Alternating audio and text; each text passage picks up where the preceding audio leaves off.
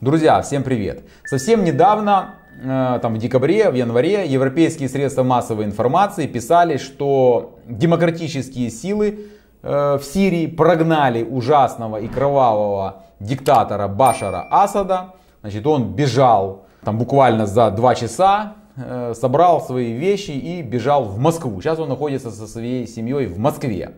Значит, соответственно, в Сирию пришли демократические силы и там начали сейчас наводить порядок. Показывали съемки по европейскому телевидению о том, что там творилось при Асаде в Сирии. Как-то показывали тюрьмы уже пустые, как там пытали людей, там бывших заключенных интервью брали, что там они находились в нечеловеческих условиях, их постоянно пытали, истязали и так далее. Все это мы видели, при этом кровавом диктаторе, как его называют средства массовой информации в Европе. Немецкий БАМФ, после того, когда появилась в СМИ информация, что он бежал в Москву, немецкий БАМФ сразу же, буквально на следующий день, официально у себя на сайте разместил объявление о том, что он, и там выступил чиновник этого ведомства, и сказали о том, что приостанавливают рассмотрение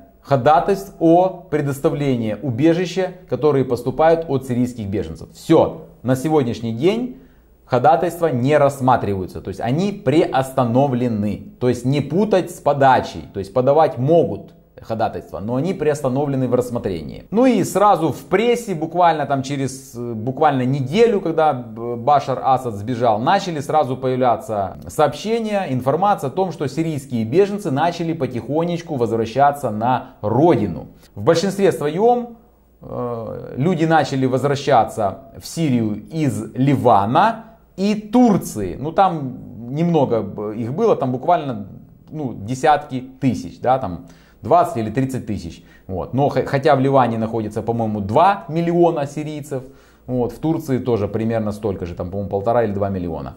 Начали потихонечку возвращаться. В Германии тоже готовится к тому, что сирийские беженцы начнут потихонечку возвращаться, разрабатываются всякие программы.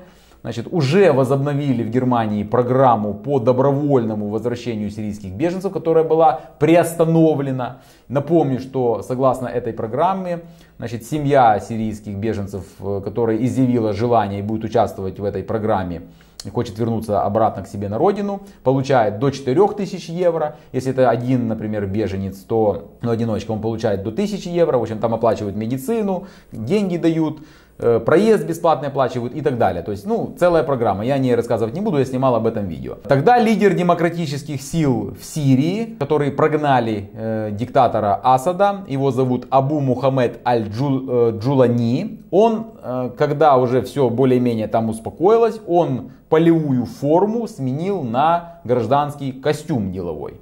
И казалось бы, все хорошо, то есть Сирия, начинается потихонечку порядок наводиться, он там расформировал, по-моему, все службы безопасности, полицию, все, что там было создано при Асаде, он все это полностью расформировал и начал с нуля создавать уже эти все органы, которые, призваны будут навести там порядок, то есть установить демократию и так далее. Будут соблюдать демократические ценности, скажем так. И казалось бы, потихонечку должны сирийские беженцы готовиться к возвращению на родину. И мы должны читать в средствах массовой информации о том, что все больше и больше сирийцев возвращается на родину. В том числе и из Германии. Надо восстанавливать страну и так далее. Но, друзья, происходит совсем все по-другому и все наоборот. Новые заявления о предоставлении убежища в январе. Сирия – страна происхождения номер 1. Даже после падения правителя Башара Аль-Асада Сирия остается основной страной происхождения людей, которые просят убежища в Германии.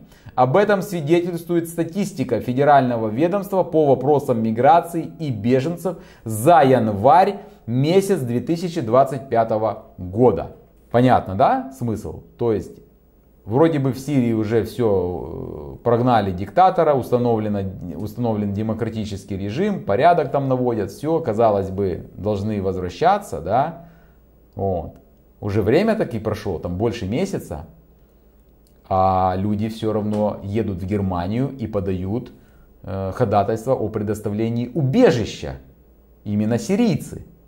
Число первичных заявлений о предоставлении убежища сирийским беженцам выросло в январе месяце 2025 года на 22,5%. Заехало и попросило убежище в январе 2025 года 14 920 граждан Сирии. Они попросили первоначальное, первичное заявление о предоставлении убежища.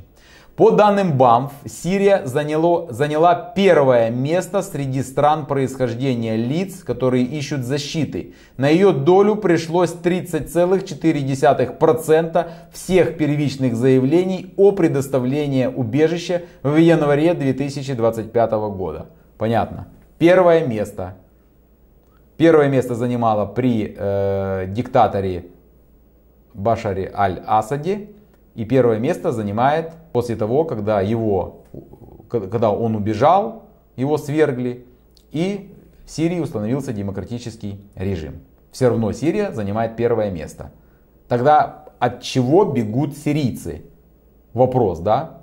Кроме этого, 13% беженцев приехали из Афганистана, то есть Афганистан занимает второе место, и 11,2% приехали из Турции. Попросили убежище. А мы понимаем с вами, что обстановка в Сирии еще очень сложная и запутанная, потому что там сложно разобраться европейцу, да, что там происходит, какие там течения, движения, что там будет. Потому что я там недавно тоже снимал где-то, наверное, недели 3 назад одно интервью. Рассказывал об интервью, которое дал армянин, он по национальности армянин, но он всю жизнь там вырос и родился в Сирии. То есть он сириец, но по национальности армянин. Он православный.